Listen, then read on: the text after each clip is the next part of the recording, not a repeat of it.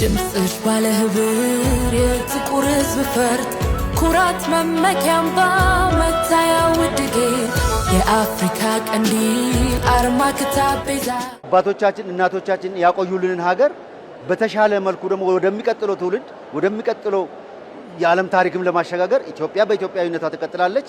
በልጆቿ በየትኛው ሀገር ዓለም ሀገር ያለውን ነገር ይዛ ተጠናክራ ለዓለም ሰላምም የራሷን ድርሻ ተወጣ እንደ ሀገርም ለማስቀጠል ነው። ያለፉትን ትርክቶች አርመን የጋራ የሆኑትን ይዘን መቅረት የሚገባቸውን አስቀርተን ወደፊት ለመሄድ የምንመካከርበት የምንወያይበትና የሁሉም ድምጽ የሚሰማበት ምንም ኮሽታ እንዳይሰማ ለማድረግ የሚሰራ ስራ ነውና ስለዚህ ትልቅ ስራ ነው ይሄ ብዬ አስባለሁ። የአፍሪካ ቀንዲል አርማ ክታብ ቤዛ አምባ መሸሸጊያ የልጆቿ ታዛ የኢትዮጵያ ሀገረ መንግስት ወይም በተዳደሪያ ደንቡ ወይም ይጻፍ የነበረው በፖለቲከኞች ነው። አሁን ግን ወደፊት የሚመራበትን ህገ መንግስት ለማሻሻል የኢትዮጵያ ህዝብ ከያቅጣጫው ተሰብስቦ እየመከረ ነው።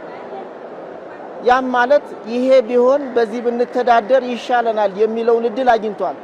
ይህ አይነት እድል ተሞክሮም ካሁን በፊት ታይቶም አያውቅም እና ትልቅ እድል ነው። ያም ማለት ህዝቡ ተመካክሮ በዚህ አይነት እንተዳደር ብሎ የሚሰጠውን ግብዓት ያለው መንግስት በዚያ በህዝቡ ድምጽ አማካኝነት አሻሽሎ አገሪቱ ይሄንን ያላልኩም የሚል ህዝብ የሌለባት ሁሉም ተማክሮ የሚተዳደርባት ህገ መንግስት ይኖራታል ማለት ነው። ከዚህ የበለጠ የተሻለ እድል አይገኝም።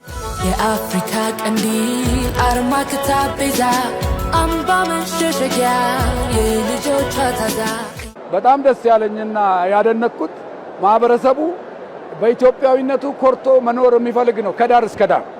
ስለዚህ ይሄ ተስፋ ሰጪ ነው። እኔ በብዙ ቦታ ዴቨሎፕመንቱንም እንቅስቃሴንም ሳይ የኢትዮጵያ ህዝብ እርስ በራስ ተጋግዞ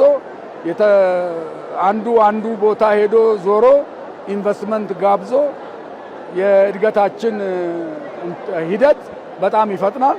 ትልቅ እድገትም ይኖራል ብዬ ገምታለሁ። በኢኮኖሚውም በሐሳብ ማንሸራሸሩ የአፍሪካ ቀንዲል አርማ ክታብ ቤዛ አምባ መሸሸጊያ የልጆቿ ታዛ